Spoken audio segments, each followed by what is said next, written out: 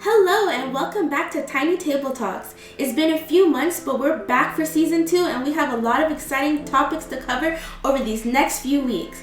We'll be coming to you every Thursday from Spotify and YouTube, so make sure you subscribe on our YouTube channel and be sure to check us out. As we can probably hear already, Tiny Table Talks is under some newish management.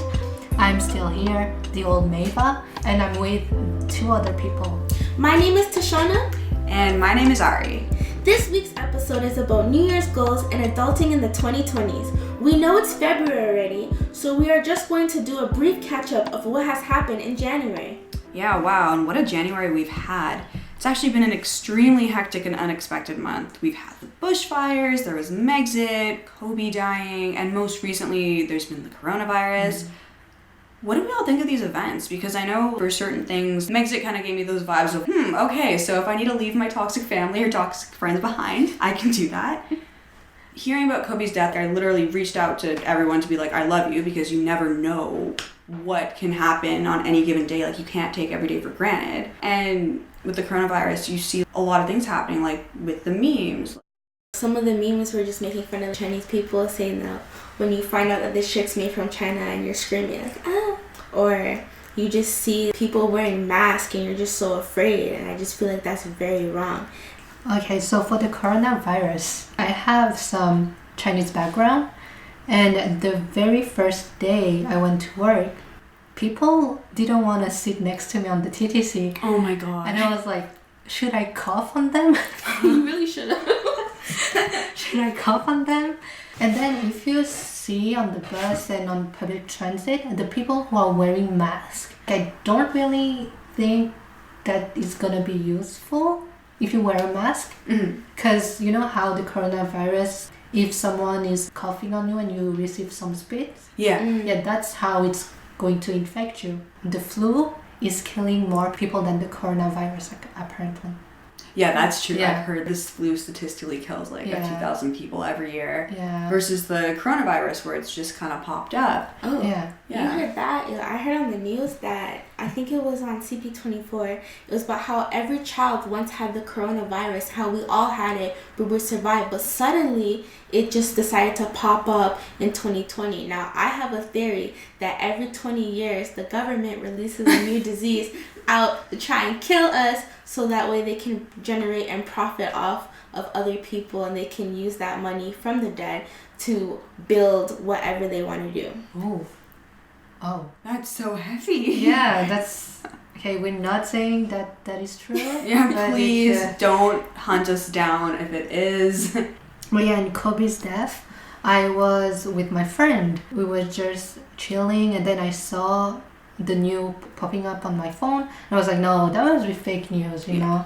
And then I told my friend, and she was like, what are you saying, Mava? Are you saying some kind of stupid stuff again? I was like, no, just read it on the phone. Kobe died in a crash.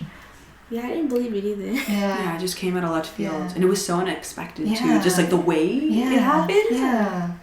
On Instagram, Kylie Jenner actually kind of commented on it in her stories because this was a helicopter she would go on and fly as well, and she knew the pilot. Oh, wow. So I think it hit close to home in like a lot of celebrity circles because it was in Calabasas, right? Which is where Kobe lived. And he took the helicopter because he wanted to avoid traffic jams so he could spend time with his family, which kind of makes it even doubly sad because look what happened. But wasn't there also other people with them, like additional 9 girls? Yeah, so it was his daughter who was only 13, and then we had her teammates because they were all going to one of her basketball games. So it was the daughter, I think 2 teammates, and their parents, and of course the pilot. So it's just sad because you have a lot of lives cut short. Of course with Kobe, yes, like he died young, he died unexpectedly, but he's made his mark as a legend. We'll never know with these girls what could have happened, especially with his daughter, right? Like she was on track to carry on his legacy, the next generation. So it's just extremely sad. Yeah, that's It is. really It's really tragic. unfortunate. Yeah, again, you can't take your days for granted. You just have to make time to do what you're here to do. No excuses, right? Overall though, because we're barely into February. That was all of January Yeah. with everything that's happened. What do we think 2020 will be as a whole then? will it be a good year? Will it be a bad year? Is it going to be a little bit more of like a weird year just because all these events are just coming out of left field? It's gonna be a weird year, for sure. You think so? For sure. For sure. Even now, like the winter here in Canada, it's not even cold. And that's just like classic climate change things. Yeah, but like, I was like, is it getting worse? I guess, yeah, because there's 2020 is like a global thing and 2020 is a Canadian thing as well. Yeah. For you guys personally, are you optimistic about your 2020? Yeah, I believe that depending on where you are and how you set your perspective, your year can be up and down. I would say just try to remain a positive attitude and have that positive outlook on life, and you can really see where your year will take you. Interesting. So you're pretty optimistic, right? Yes, despite the horrible things that have happened to start us off in the year, I believe that in the middle and towards the ending of the year, it will be a good year for everyone. So we have to wait a few lot months. of months. Yeah. Yeah. So many times there's new year, new me. It's always a symbolic new beginning. Were you all excited to leave the 2010s behind, or was this just another year for you? Oh gosh, you just made me sound so old. I'm glad that we left a lot of things in like 2020, such as like horrible memes, and I don't know. I didn't really have anything bad about the 2020s besides maybe the world ending in 2016 when everyone was freaking out about that. 2012 as well. Oh yeah, and 2012 too. Yeah. That was the big one. Right? So I'm just really hopeful for 2020 and seeing what it will happen once again. How about you? My 2010s started off good. But then in the middle, 2015 happened, and then it just went down. Me too. Yeah. And I don't know what happened. Then I was like, 2020, it's new decade. And then the weird thing is that my friends pointed that out, that this decade we are most likely to get married and have kids. Yup. That's the weird thing ever. So one of my friends sent me Kim K at the beginning of the decade, and then she's with Chris Humphries, and then it was like Kim K at the end of the decade, and it's her, Kanye, and their 4 kids.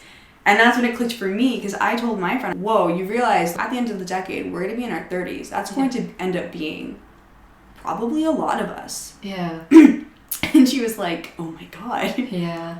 What? Everyone's out here talking about marriages, and I'm just out here reading books. You guys have hopeful future. No, like it doesn't mean we're gonna get married. Like but next we year. Might. Yeah. There's a lot of pressure, at least for me, to get married, and I'm just only 20. My parents be like, so when's grandkids? And I'm just like, can't I just go to college and get a job first? Like, why?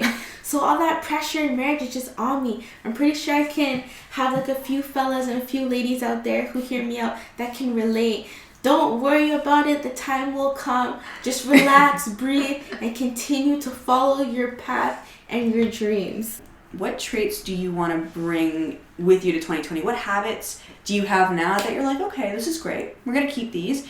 Or what things have you already left behind? Oh man, well 2020, I'm going to be bold, bringing back boldness, more talkative, and communicating with people, because I was super shy and very quiet. I didn't have this big voice where I can just talk to everyone. So definitely I'm going to be more inclusive and try to make friends with everyone and connect. Definitely do a lot of networking, because that's always good. And the things I'll leave behind, definitely my shyness, being alone, just little bad habits that can happen when you're introduced into a new environment. So I'm going to try and take out that more bold approach and be more unique as an individual coming into 2020. Those are some really solid goals and really solid like traits. I'm trying to make 2020, or the 2020s, more about my career, and trying to just explore different things, figure out what I really 100% want to do. For me, it's gonna be eat more healthy. We all could do that. Eat more healthy. Health is wealth. Yeah. And just leave toxic people behind. And just cut them off. Always important. Out of my life. What if those toxic people are your family? No comment. No comment. Just I would say extended family members, not immediate family. Yep. Nice. So then, what are our views then on New Year's resolutions? Is that a yay or a nay? I would say yay, but I also hate the slogan, New Year, New Me. No, it's going to be the same you, but in a better view. That's true. That's true, yeah. So my New Year's resolution is to basically save up, continue college, and then hopefully start my business, and then following of the 2020 years and see where that will take me. How about you? So I'm pro resolution. I'm team yay on that. When I was a kid, I would try to do resolutions, like really big ones, but then I'd always break them by like January 3rd. So then when I started to do, I think maybe 2 or 3 years ago, I'd give up something. Just like one tiny little thing, and I'd just go the whole year without it. And that actually helped me a lot. 2 years ago, I gave up chocolate. I didn't eat any chocolate for the entirety of 2018. People were like, "You're insane." That's a crime. Honestly, like when I ate my first piece of chocolate in 2019, I was like, how did I do this? And I don't know, but that's worked for me, where it's like little things, but still kind of meaningful things. I see. Resolutions, yay, but figure out your groove with that, you know? That's a yay for me. My New Year's resolutions would be long-term goals that I'm setting to myself and that I'd like to achieve. For example, I'm planning to settle down in Canada by the end of this year. Woo! Yes. And also have adopted my own dog, a corgi, if possible. Aww, like the queen. Yes. Corgi, they're so cute. They are So cute. so friendly too. Yeah. And my career, I would say. Mm-hmm. Yeah. Yep. We all sound like we have some decent plans in order. Looking back at the 2010s now, how do you guys think the world's changed during that time? I guess what's changed for the better and what's changed for the worse? I feel like most people, the big thing is social media, because that wasn't a thing back in the 2000s, and suddenly it just happened, and now it's everywhere. Well, technology can be our greatest assets, but also our greatest demise at the same time. So depending on how you use technology today, especially how it's always evolving and changing, it could be good for us, and it can also be bad if put into the wrong hands. Yeah, true. Skynet going live, man. Even too now with the politics and the way things have shifted and climate change and all of that. Generally doing research about the 2010s around Christmas time, New Year's, because I was curious, and all the videos that came out that kind of did like a best of. So many things have just happened. Like the polar bears, how they used to be super big and fluffy, and now they're just super skinny, and it's just awful. For some reason, because I just like polar bears for like no reason, I'll Google from like polar bears from 2010 till 2019, and they have been depleting in size and in value. So I hope that the polar bears won't go extinct further in the 2020s, and that someone will come up with a solution to re-inhabitat the polar bears in the Arctic. You have a good point. The governments are not putting climate change as a priority. There's some organization trying to make it better, but still it's not enough, and I think most people are not willing to change how they're living their life. For example, I know some people, they don't want to use metal straw, they only use the plastic straw. Yeah. So I think that's also a hard thing to change other people's lifestyle, I would say. Yeah. My resolution for 2019 was not to buy new clothes, because there was the whole sustainability wave. And so the only time I was allowed to buy clothes was if I went to a thrift store. Doing that kind of shifted my perspective, because I realized, wow, like we don't need to be constantly having all these things, and like fast fashion, who is that really affecting? It's more so the people who are peddling and selling the clothes, not us. Like we don't need all that. We don't need to be constantly recycling. Or no, if we were recycling, that would be good. We don't need to be constantly throwing away old outfits and everything like that. That's true. I know that there are some organizations out there that take old clothing and they make it into new. And everyone, you guys are sleeping out on the thrift store. Just like Macklemore, you can go to the thrift shop and just create a whole new outfit, and everyone's gonna be like, where'd you get that? Like, the thrift shop. You guys should go there more. You'll amaze yourself and surprise. And speaking about the metal straws, I know some restaurants, they do have the cardboard straws, but they're just not as good as the plastic, because every time you take a sip, it just gets soggy and you're unable to drink from that drink. So I would say buy the metal straws. They're cheaper and they'll also last you longer. Yep. What responsibilities do we want to tackle? And what kind of responsibilities do you think we're expected to start taking on? Well, a few things that I probably have to do is, get a house, get a car, start paying that insurance, get puppies, start paying like their health bills, and a lot of responsibility that people would require of me as comes with age is maturity and the way that you'll handle certain situations, especially if you're under stress. You got to do things in a professional manner. You can't let your inner feelings show, because that would be shown as immoral or uncharacteristic of you in that kind of position that you are, whether in the workplace or not. So these are just kind of things that you gotta gravitate to while you're still young, so you can better compose yourself as you get older. What do you think?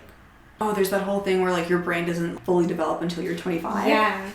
So just, get those good habits, get them in there while your brain is still malleable.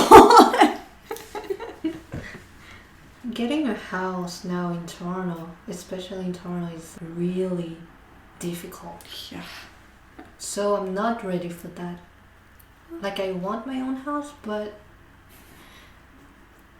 I think my main responsibility would be to save up, build up my credit score, and then think about the car or the house.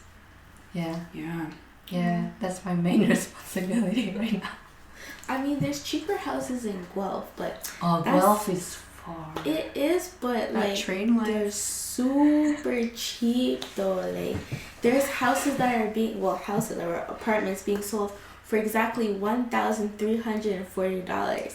That sounds amazing. I mean, maybe to people who don't have money, that sounds a lot, but for someone who's trying to move over there, that is pretty cheap than buying like a $7,000 house or X amount of houses. You're saving money in your pocket, but the travel is pretty bad.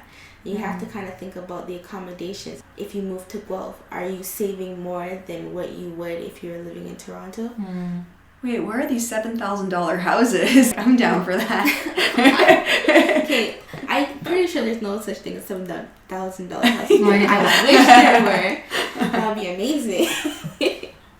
But yeah, I was just using that as an example. I know, it's just crazy, because when you were a kid, the expectation was, you go through all these phases, you get the house, like, it'll be all good. But then even with renting now, prices are sky high. It's literally like you're shoveling money into a furnace. Speaking of shoveling money into a furnace, tell me why minimum wage is this way. We're getting paid less and we're paying more. I feel like the government should change from $14 an hour to like 15 or 16 or higher. What's kind of nuts about that is a few years ago they did change it from 11 to 14. I think it was 2 years ago, but then the costs continue to rise around that. So I feel like no matter what you do, it's not like you raise the minimum wage, then everything else is just going to raise around it to accommodate it. So it's like a very twisted and sad kind of balance that's being maintained. It is. Even now, like with all that too, honestly, I feel like even when I'm doing the bare minimum, I'm very proud of myself and I feel like an adult. And I think that's a great tie into our next topic, which is adulting. Because the definition of adulting is to behave like an adult, specifically to do things that are often mundane that an adult is expected to do. So, I don't know, that kind of pertains to things like doing your laundry correctly or cooking a meal. What are our thoughts on this? What's our view on adulting? Okay, adulting for me, like, I wouldn't say I'm an adult, even though I'm like in the adult phase. Like I'm a really big kid at heart. But to me, adulting is like be responsible of your rent, pay the day that you're supposed to pay the rent, pay your taxes, do your laundry, do your chores without having your parents telling you, oh, don't forget to do the laundry, and also not getting involved in unnecessary drama. Don't be too nosy when that's not your business, I would say. Mm-hmm. And also when someone is like trying to kind of fight you, just don't answer back with like physical fight or something like that. Just be like calm about it and just like talk in a mature way, I would say. Mm-hmm. I'm not sure what is adulting for you? Adulting for me is handling responsibilities well as an adult. It's basically putting all your immaturities away and taking on this new role of responsibilities and stepping into a land called maturity. And for me, it's basically doing the things that you have to do without being told to and taking the initiative on tasks and responsibilities that you would need to do for yourself and for others. And you made a valid point about not getting into fights with people. Sometimes there are some fights that you cannot walk away from because they won't allow you, so that's when you would have to step it up and go to legal systems and all that. But that's another story. But you're definitely right, and you hit all those points about like paying bills and doing taxes. Those are some things that you would necessarily need to do when you're an adult. I think the big central theme that you both talked about is how adulting is linked to maturity. Mm-hmm. So with that in mind, who is someone where you look at them and you're like, that's a real adult? What traits do they have? Do you think it's equal to certain traits, responsibility, or even age, or a state of mind? Like you were saying that sometimes you feel like a big kid. I would say there's no perfect adult, you can't be a perfect adult. But I think one main characteristic which takes part of being an adult is handling your responsibilities well, and also have a good balance between, for example, work and your private life. I think that's something I'm struggling with too. Mm-hmm. So yeah, but there's some people who are like, I don't know, 40 years old and they're not mature, I would say. Mm-hmm. So they're like the adult age, but in their mind they're not an adult, I would say. Mm-hmm. Yeah, I don't know. What are your opinions? I would say it requires all of that, because with age comes maturity, and in order to mature you have to go through challenges in life and pick and choose what you will apply to your life as a learning process. And those things that you apply to your life that aren't necessary or unneeded for you in your spiritual growth or even growth as a human being, those are some things that you just put to the side. As Maeva said, being an adult, you have to keep your private life and your work life separate, and there's always a time and a place for everything. There's a time to be playful, and there's a time to not be playful, and it all depends on the environment and the situation that you're put in at that moment. So like a true mature adult would act accordingly towards another adult, or if it's their friend and they're in a work environment, you wouldn't be horseplaying, something like that. So yeah, you're looking at the fact that they're multifaceted people, different aspects to their personalities, right? Yes. It's fantastic. And then maybe as you were saying, there really is no perfect adult. Yeah. Like I definitely feel that.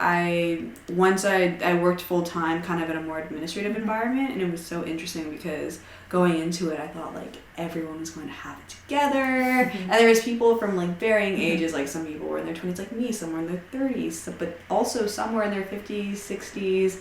And the maturity I saw between a lot of like my younger coworkers versus my older coworkers was astounding. So it drove me nuts because you'd see these older coworkers getting into pettier drama. Oh my goodness.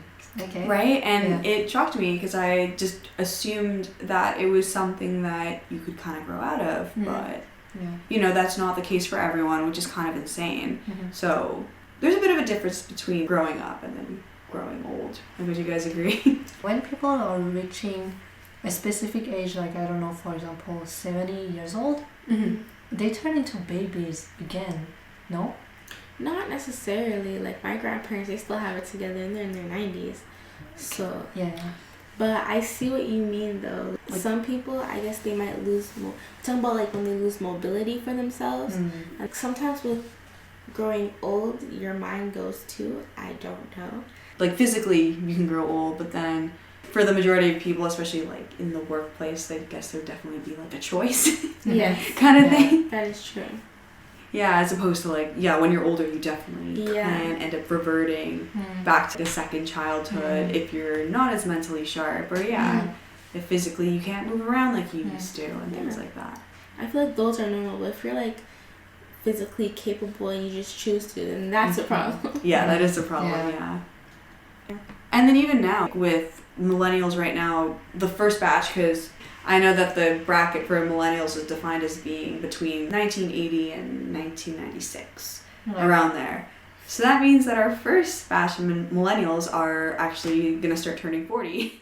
Oh my Which, god. Yeah. Yeah, it's crazy when you think about it, right? But then it's so funny because I think, especially in the 2010s, there's kind of been this new in-between kind of phase in life where after you're a teenager, but before you're a real adult with like bills in your house and everything. And I've noticed that a lot of, like the whole generation of millennials as a whole is usually associated with that era. Do we think that's going to change in the coming years now that it's a new decade and that millennials are getting older and probably becoming collectively more responsible?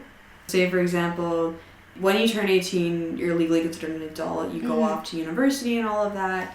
But then there's also, before you kind of go off, like get a job, have your own place and things like that, then usually people are coming back and maybe living with their parents for a while. So you have like all these statistics about millennials. Maybe they're able to make more money, but a lot of them are in debt, so they have to live at home to save up and things like that. Oh no. So I'm saying like in the in-between of that, so in between like being with parents, but also in between being fully independent. That all depends, because some people, they want to stay at home with their parents until they grow up, oddly enough. And you have people doing different things. So I would say there would really be no in-between. It's all based on your preference and what you want to do in your life.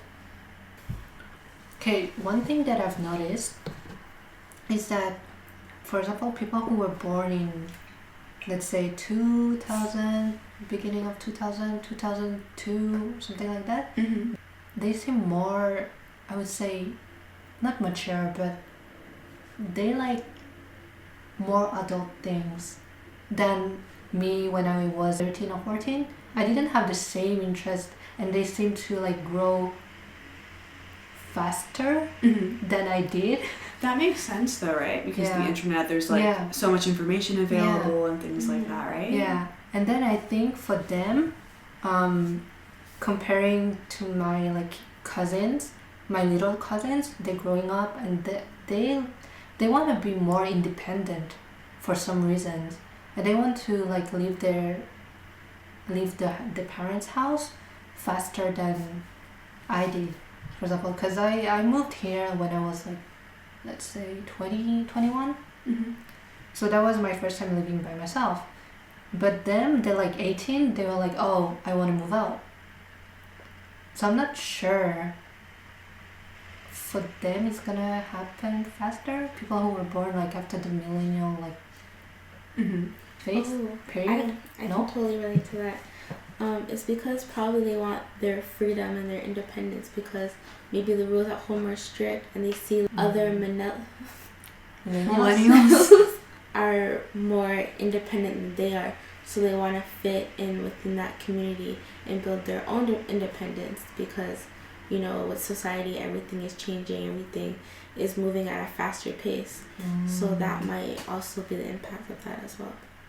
Well, wouldn't that be like a chain effect for every generation then? Well, yeah, there is a chain effect for every generation, even for us. So that's why I'm thinking that, some millennials advance more than the previous one, because of what's happening in their environment. Oh yeah, so it can very much depend on where you're coming from, who you're raised by, and like what values you have. That also could definitely play into that in a huge way. Because millennials are mainly raised by baby boomers and like Gen Xers, and they got a lot of like praise and things like that. It's like really interesting because then they come across as more entitled because they want to have like acknowledgement and communication for their efforts. Whereas you have people like more born in the 2000s, like Gen Zs, who are less about that, and they're more about, like you said, they're seeking out information. Yeah. They're very much into the truth. So there's a lot of like links, but then there's also some really like interesting generational differences that can kind of, that distinguishes them as a generation, but then there's enough in common, right? Yeah, like that's so crazy to think about. Anything I watch, or if I'm online, like a lot of the things are like, oh, like they categorize like people of the age of Gen Z as millennials still, though, because there's like that attitude that kind of follows like, oh, like classic millennial, like sipping on their like iced coffee and on Twitter kind of thing, and it's like, what? But they're all getting old. Like, what are you talking about?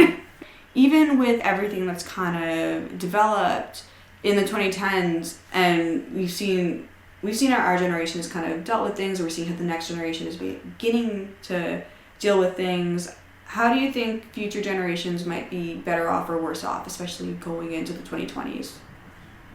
They'll definitely be better off because they have the technology and the knowledge that they use to become more independent as a whole. And I would say they're also worse off because, as I mentioned previously, technology can be so dangerous, especially with the information that can be given and shared so easily. It's not like the old days where you just write a letter and it'll send then 3 days later. Things are always changing and happening really fast. So there's pros and cons to everything. So it's very true. I see a lot of babies now getting iPads, or like toddlers playing with iPads. Oh my, no, I feel like that freaks me out because it's like so much bright light. I feel like even now when I got a smartphone, I think my attention span got so affected by it. Not like in a dramatically sad way or anything, but I noticed after university, I was like, oh gosh, I gotta get that back, because I'm so used to like everything coming quick and like apps and everything. So in that regard, and like for worse off, like I'm a little bit concerned because of the next generation is just surrounded by screens and like all this quickness and like an overabundance of information. That could be insane. But then the flip side is that they have this abundance of information, so maybe they're less likely to make some of the mistakes that past generations have. I've seen a lot of kids, maybe 2 or 3, being on their iPads on YouTube, and they're watching weird content. Really weird content that I don't understand why they're watching that. Because they can get to it. And then they're learning from it and they're just repeating it. I was like, excuse me, what did you say? That's the difference between my childhood, I would say, because I used to play outside a lot, and they don't know that. They were like, no, it's boring, like to play outside, you know. I'm like, yeah, but being in front of your iPad is like boring too. You think about it, turns into a habit though. Like sometimes I'll find myself like going onto my phone and like logging into social media, even though I did that 30 seconds ago. And I'm like, wait, what's going on? Like, because no matter what happens there, if anyone posts an update or whatever, or something new pops up, it's always gonna be there. You can always go back to it. But then the world around you like is just as interesting, even though there's not likes or bright lights or anything like that. I don't know, and I've heard for climate change. Okay, so if the government doesn't do anything, it's gonna get worse, obviously. And I've talked to some people, and they were like, "Oh no, I don't want to have kids because I don't want my kids to suffer because of the climate change." Yeah. Oh yeah, that's definitely a huge thing to think about in the future. Like how that's going to turn out. I mean, I feel like it's kind of like an oxymoron because regardless if you have kids or not, you still have other families that are still gonna live on, and they're gonna have to deal with that. So I mean, I would say if it's in your choice and your will, continue your line and pray that nothing happens. But if not, then you know, life is life. Yeah, this is Yeah. very like a Western thing to like feel like you have the choice to do that. You're like, yeah, you know what? Okay, I won't have kids. Yeah. But That's then, true. yeah, there's gonna be people in third world countries who are just gonna live their lives and do what they do, but they're probably suffering the most Yeah. and getting the brunt of that impact, even though the West. I mean, look, I'm from there. I love us, but we are definitely contributing the most damage-wise. Yeah, that's true. Well, that's why I always say it's all about your perspective and how you look at things. You can choose to look at things negatively, and then it'll start to impact you, like not wanting to have kids. Mm-hmm. Or you can change your view and just try to be hopeful and continue living the best life that you can live. Mm-hmm. Also, I guess just little things too, like you were saying, like it really does start with yourself. Mm-hmm. Make those little changes in your life, like even if they seem small, I think like the ripple effect comes into play and you make an impact in your own way. Mm-hmm. Do we have any final thoughts before we wrap up this episode? Well, some final thoughts that I took away from this was thrift shops are awesome. Try to change your view on things to make your life better. And you never know when your life is going to come short. So always live in the now and enjoy life as you know it. Mm-hmm. And hopefully 2020 will be a good year. Yeah, I hope so too. Yeah. Well, thank you all so much for listening. That was this week's episode on New Year's goals and adulting. Next week we will be discussing love because it's Valentine's Day. Yeah. But since we have a previous episode on romantic love, we're going to delve more into love between friendships and families and maybe owners and pets. I know I keep trying to like... Yeah, for sure. Yes, Yeah. we're going to do that. Yeah. So stay tuned. We're only just beginning and looking forward to talking again. See you all next week. Bye. Bye.